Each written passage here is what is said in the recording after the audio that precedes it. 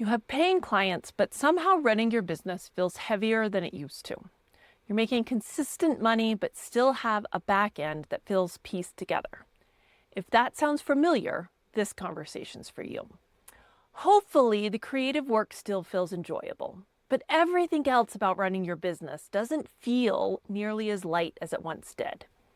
It seems like more things require your attention, and clients need more hand-holding than they did a few years ago.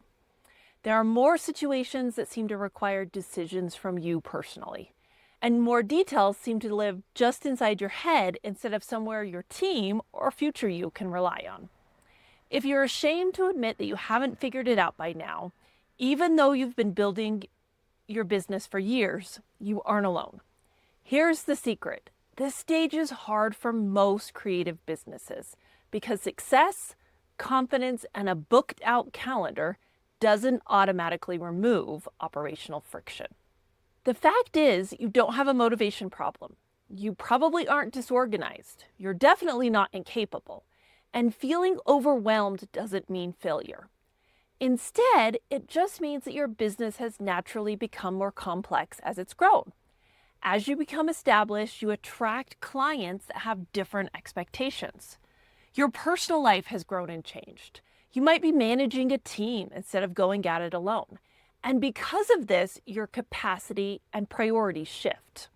Because you, your personal life, and your business have evolved, the original systems you created don't support the current version of your business. And that is completely normal. The reason your business probably feels heavier than it used to is because friction is usually invisible. It's rarely a huge dramatic problem. It's not that you're struggling to deliver good results to your clients or solve the problems that you were hired to solve. Instead, it's those small, repeated interruptions. You're answering the same 3 to 5 questions every week. You're explaining things you thought you already explained. You're making the same judgment calls over and over. You're carrying too many important details in your head. Individually, none of these feel all that big, but collectively they take up a surprising amount of time, emotional bandwidth, and mental load because they compound over your day. That means outwardly, your business looks successful, but privately, it feels heavier than it should.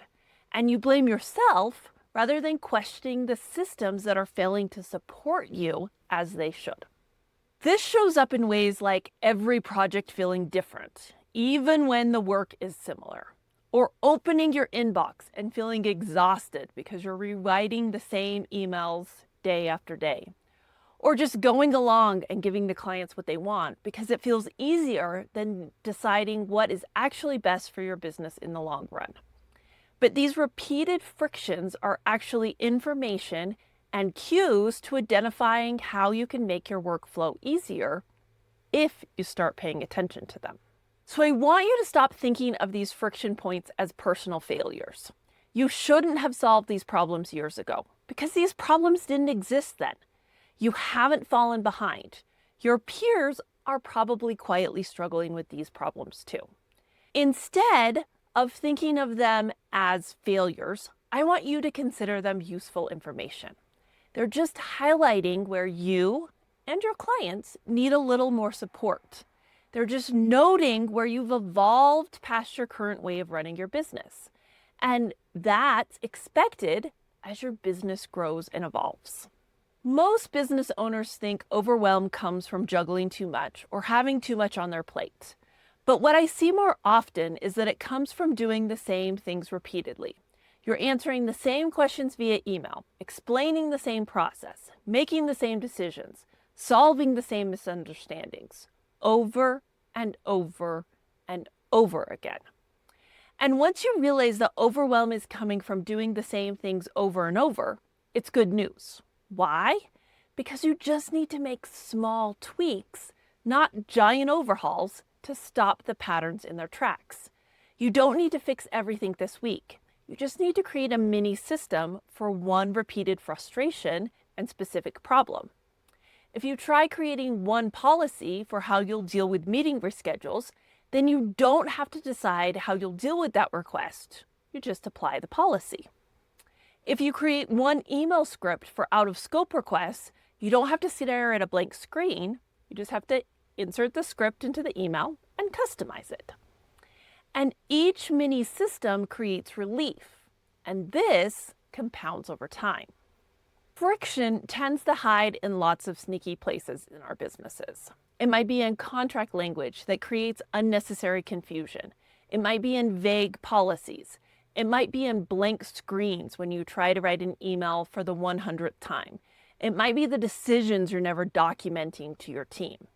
Which is why in this playlist, we're going to try to highlight common places you might insert tweaks to gradually build operational calm. None of these are magic bullets, but they will compound in powerful ways over the days, weeks, months, and years of your business. Your goal isn't perfection, because that's impossible.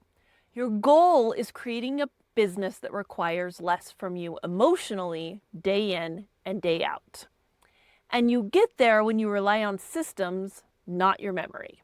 When you have fewer repeated decisions, when you reduce unnecessary communication.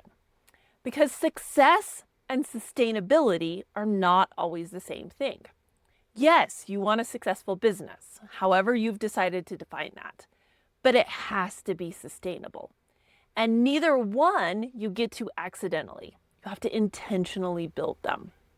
One place friction hides surprisingly well is inside contracts, not because they're missing legal protection, but because they're creating unnecessary communication. So that's where we're headed next.